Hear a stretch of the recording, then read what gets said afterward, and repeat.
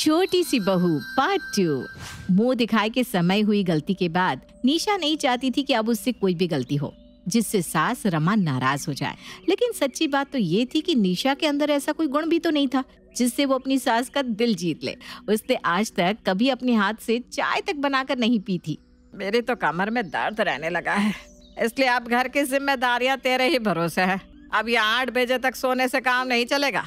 अमित 9 बजे ऑफिस के लिए निकलता है, उसके जाने से पहले उसका टिफिन और नाश्ता तैयार कर देना।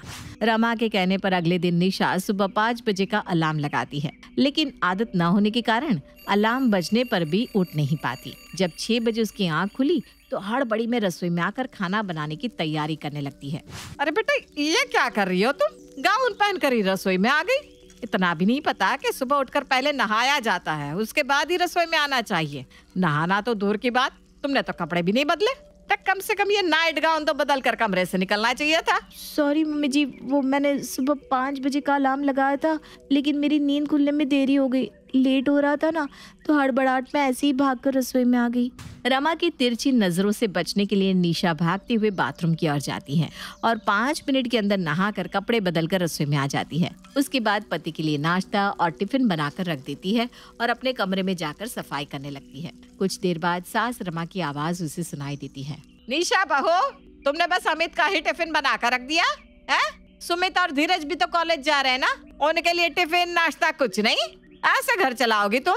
वो मम्मी जी, आपने अमित के लिए बनाने के लिए कहा था ना, तो मैं बस उनके लिए बनाकर वापस अपने कमरे में चली गई। अरे बड़ी अजीब लड़की हो तुम। अभी शादी को 4 दिन नहीं हुए और अभी से भेदभाव करने लगी। तुम्हारे घर में ऐसे ही चलता था क्या?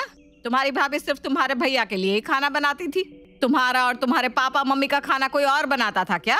ऐसी बात नहीं है मम्मी जी, मैंने जानबूझकर ऐसा नहीं किया। मेरी इंटेंशन नहीं थी ऐसी जैसा आप समझ रही हैं। वो बस मेरे दिमाग में नहीं आया कि मुझे और लोगों के लिए भी नाश्ता बनाना चाहिए। चलो मान लेते हैं, कम से कम अब तो आकर बना दो, वरना सब कॉलेज के लिए लेट हो जाएंगे। सास की बात सुनकर निशा वापस रसोई में जाती है और घर के बाकी सदस्यों के लिए भी जल्दी जल्दी नाश्ता बनाने लगती है।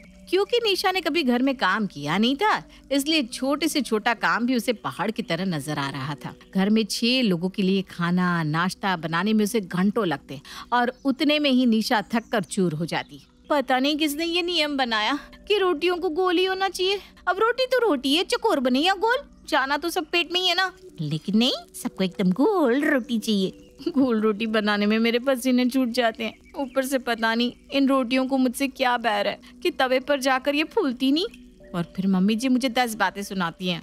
निशा आटा गूंदने लगती तो कभी आटे में पानी ज्यादा हो जाता, तो कभी आटा इतना सख्त हो जाता कि उसकी सख्त रोटियां खाकर सबके मुंह टेढ़े बनते। सब्जी में कितना नमक डालेगा ये सोचने में उसे रोज रिसर्च करनी पड़ती। उस बेचारी को तो सारी दालें पीली ही नजर आती। अब उनमें से कौन सी अरहर है और कौन सी मूंग, ये पता लगाना उसके लिए जी के याद करने से भी मुश्किल काम था। मम्मी मुझे कितना समझाती थी कि मैं थोड़ी घर गृहस्थी का काम सीख लूं, लेकिन पता नहीं मैं कौन सी दुनिया में जी रही थी। मुझे तो हमेशा यही लगता रहा जैसे मेरे मम्मी और भाभी दिन भर घर के काम में पिसती रहती है, मैं कभी भी उनकी जैसी जिंदगी नहीं जीऊंगी। मुझे लगता था सफेद घोड़े पर सवार होकर कोई राजकुमार लेने आएगा और 8-10 दासियां मेरे आगे पीछे घूमेंगी। लेकिन मम्मी ठीक ही कहती है, शादीशुदा जिंदगी की सच्चाई कुछ और ही होती है। मैंने मम्मी को कभी 1 कप चाय भी बनाकर नहीं पिलाई, और यहाँ ससुराल में सुबह से लेकर रात तक काम करने के बाद भी ना कोई मेरे काम से खुश होता है, ना कभी मेरी पीठ थपथपाता है। एक मेरे पापा थे जो मेरे हाथ से 1 गिलास पानी पीकर भी खुश हो जाते थे। अगले दिन, निशा बेटा, तुम्हारी दादी जी की तबीयत ठीक नहीं चल रही है और रिंकी के यहाँ उसके देवर की शादी है। अब हमारे यहाँ से किसी को तो पहुँचना ही पड़ेगा। तुम्हारी दादी को छोड़कर मैं तो जा नहीं पाऊंगी।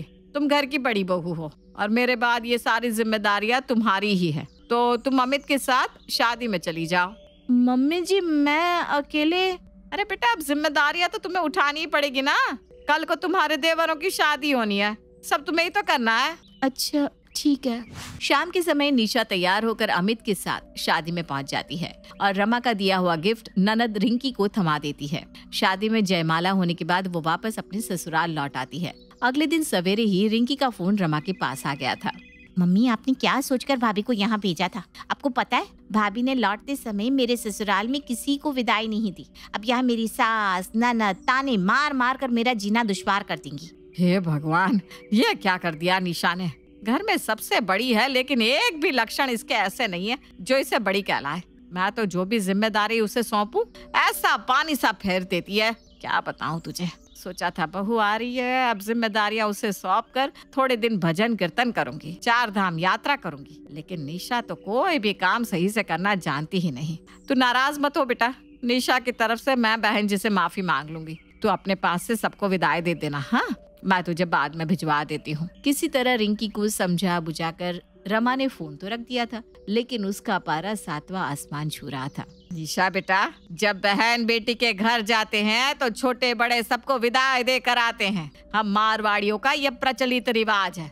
ऐसा कैसे हो सकता है कि तुम्हें इसके बारे में जानकारी ना हो? तुम बड़ी भाभी हो और ननद के ससुराल से ऐसे ही खाली हाथ लौट आई। थोड़ा तो दिमाग लगाया करो। सास की बात सुनकर निशा के हाथ पैर फूलने लगे थे, क्योंकि वो तो जहाँ 4 रिश्तेदार जमा होते हैं वहाँ से 10 कदम दूर रहा करती थी। इसलिए उसे सामाजिक बातों का ज्ञान न के बराबर ही था।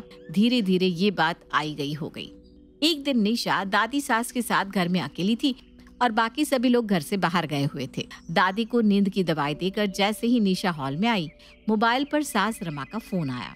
निशा बेटा, छोटी वाली बुआ आ रही है। मैं तो अभी 2 दिन बाद लौटूंगी, तुम जरा ध्यान रखना। हाँ। निशा के ऊपर आज फिर एक जिम्मेदारी आ गई थी। रसोई में जाकर वो सास के कहे अनुसार हलवा बनाने लगती है, लेकिन घबराहट में उससे हलवा जल जाता है। बुआ जी की खातिरदारी करने के लिए वो पनीर की सब्जी और रोटी बनाकर उनके लिए लंच तैयार कर देती है। अरे बहू, ये हलवा इतना काला कैसे हो गया? जल गया था क्या? हाँ बुआ जी, वो थोड़ा सा नीचे लग गया था। अरे बहू, तो जला हुआ ही ले आई, दोबारा बना लेती। हाँ सॉरी बुआ जी। अच्छा, तेरी सास कहाँ गई? मैंने तो फोन करके बता दिया था कि मैं आने वाली हूँ आज। हाँ जी, वो ना अपने मायके गई हुई हैं, 1-2 दिन में आ जाएंगी। हो सकता है कुछ जरूरी काम रहा हो। नहीं, काम वाम कुछ नहीं था। मम्मी जी बोली कि यहाँ उनका मन नहीं लग रहा है तो 2-3 दिन में लौट कर आएंगी। खाना खाने के बाद बुआ जी कुछ देर आराम करती हैं, उसके बाद अपने घर के लिए लौट जाती हैं। कुछ देर बाद रमा का फोन निशा के पास आता है। अरे ऐसा क्या कह दिया तुमने दीदी से कि वो इतना ना भड़क गई? कह रही थी मैंने उनसे झूठ बोला। कहीं तुमने सब सच तो नहीं बता दिया कि मैं अपने मायके आई हूँ? हाँ मम्मी जी, मैंने बता दिया। सत्यानाश, एक काम की जिम्मेदारी तुम्हें सौंप दो, तुम तो बस काम का काम तमाम कर देती हो।